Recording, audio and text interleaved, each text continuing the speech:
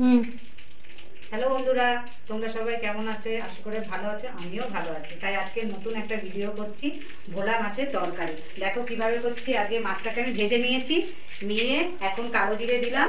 কালো জিরা দেওয়ার পরে এই দেখো আলু আছে, এটার মধ্যে পেঁয়াজ আছে, এরকম করে কেটেছি, লঙ্কা আছে, কাঁচা লঙ্কা।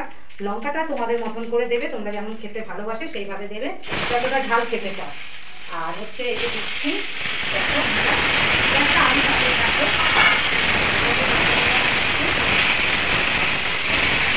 কি কি মশলা দিচ্ছ ওর মধ্যে? এর মধ্যে দেবো নুন, দিতে হবে। এর মধ্যে নুন দিচ্ছি, দেখো নুন দিলাম, হাফ মতন নুন। আর হচ্ছে আলুটা একটু হয়ে যাক, তারপরে দেবো, দেখাচ্ছি। তারপরে দেবো হলুদ, দেখো হলুদ দিচ্ছি।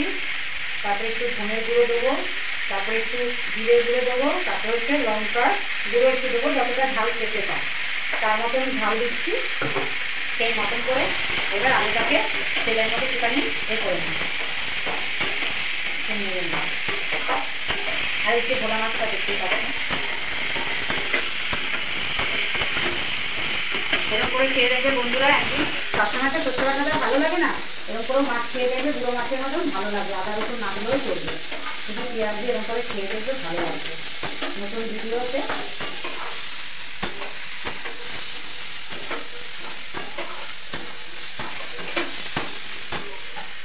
এবারে দাঁড়াও, জল দেবো। পরিমাণ মতন জল দিতে হবে, বেশি মাখা মাখা হবে, অল্প জল দিলে হবে, যাতে আলুটা সেদ্ধ হয়।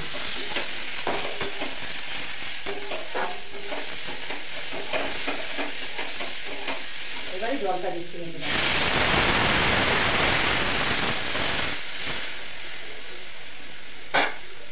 জল একটু দিতে হবে। দেখো আর একটু জল দিচ্ছি, জলটা হয়ে গেল। এবারে মাছটুকু দেবো জলের মধ্যে। দেখো সব মাছগুলো দিয়ে দিচ্ছি।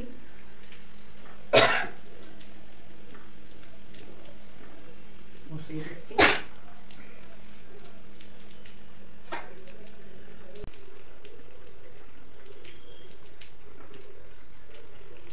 অল্প কিন্তু জল দিয়েছি, বেশি জল দিইনি, মাখা মাখা করে হবে। এই জল দিয়েছি, ঢাকা দিয়ে দেবো। বন্ধুরা, মাছ অলরেডি কমপ্লিট। দেখেছি, আর এরম ছোটো ছোটো মাছই এরমভাবে করলে ভালো লাগবে, খেয়ে দেখবে। দেখেছো কেমন হয়েছে? এরম করে করতে হবে। আমার মেয়ের ভাত, আর যেখানটা আছে শাক ভাজা, এই শাক ভাজাটা কালকে, আমার মেয়ে শাক খায় না। আর আমার মেয়ে ঢ্যাঁড়স আলুর তরকারি করেছে, দেখেছো আমার মেয়ে করেছে এটা। ও বাচ্চা মানে যা করেছে, আমি তো ছিলাম না, হসপিটালে গেছিলাম, তো আমার মেয়ে করেছে, আমার দিদিকে নিয়ে হসপিটালে যেতে হয়েছে।